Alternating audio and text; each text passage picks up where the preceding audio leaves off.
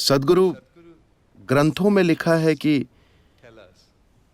इस दुनिया में जो कुछ भी हो रहा है, साथ ही हमारे जीवन में जो कुछ भी होता है, वो पहले से तय है। किस ग्रंथ में ऐसा लिखा है? कम से कम मैंने यही सोचा कि कुछ चीजें करना हमारे भाग्य में लिखा है, चाहे जो हो जाए।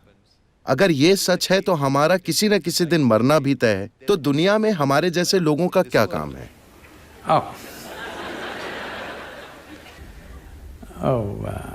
निश्चित रूप से मरना हमारी किस्मत में है। लोग आकर मुझसे कहते हैं, सद्गुरु ये आदमी मेरा दुश्मन है, मैं उसे सहन नहीं कर सकता। मैं कहता हूं बस इंतजार कीजिए, वो मर जाएगा।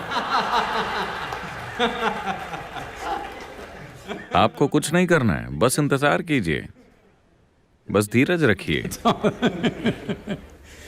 तो मरना तय है, हाँ, मगर मुझे नहीं लगता कि किसी भी ग्रंथ ने इस बात का जिक्र किया है कि आपका जीवन पहले से तय है या पहले से निर्धारित है। यह विचार विदेश से आया है। आपको समझना होगा कि इस संस्कृति की मूलभूत प्रकृति क्या है, इसकी जड़ें कहाँ हैं। ये एक बिना भगवान की संस्कृति है। आपको ये समझना होगा, इस देश में कभी भगवान की कोई धारणा नहीं रही है। वो धारणा विदेश से आई है। मैं इसे ठीक से समझाता हूं, क्योंकि इससे बहुत से लोग नाराज हो जाते हैं।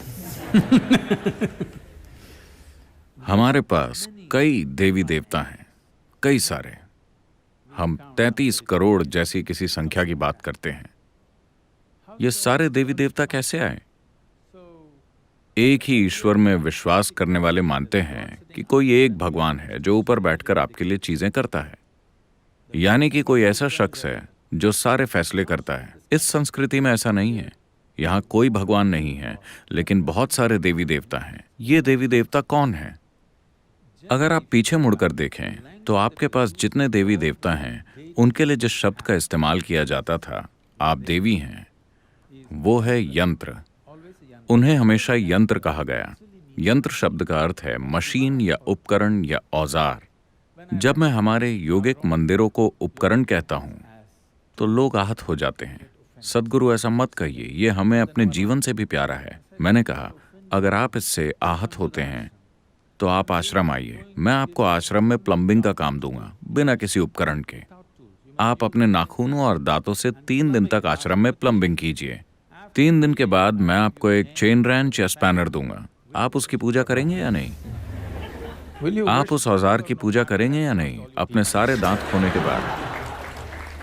तो औजार की ताकत, हमने उपकरण या औजार की ताकत को हमेशा से जाना है। हम इंसानों के रूप में इस धरती पर जो कुछ हैं, वो उन औजारों की वजह से हैं जो हमने बनाए हैं। अगर हमारे पास औजार नहीं होते तो एक कुत्ता भी हम पर हावी हो जाता है ना? हाँ या ना? It's only because of the tools human beings have become who they are. केवल औजारों के कारण ही इंसान वो बन पाया है जो आज वो है। स्क्रू ड्राइवर भी एक औजार है, मगर कुछ सूक्ष्म औजार भी होते हैं। ऊर्जा के औजार, व्यक्तिपरक औजार, जो जीवन के अलग अलग आयामों को खोल सकते हैं। इसीलिए हमने हर आयाम के लिए एक अलग यंत्र, एक अलग संभावना बनाई, क्योंकि हम साफ तौर पर जानते थे कि इस यंत्र के बिना हम कभी इस संभावना को नहीं छू सकते। हम उसके आगे झुकते हैं और उसी की पूजा करते हैं, क्योंकि प्रार्थनाशील बने बिना ये आपके काम नहीं आएंगे। हम साफ तौर पर जानते हैं कि भगवान हमने ही बनाए हैं, बस बाकी लोग इसे भूल गए हैं। तो यहाँ हमने आपसे कहा कि आपका जीवन आपका कर्म है। इसका मतलब है कि आपका जीवन आपका ही बनाया हुआ है। तो पहले से तय होने का सवाल ही कहाँ है? ऐसी कोई चीज इस संस्कृति में नहीं है। धन्यवाद सद्गुरु। पर एक डॉक्टर के लिए सोचना खतरनाक है कि सब पहले से तय है।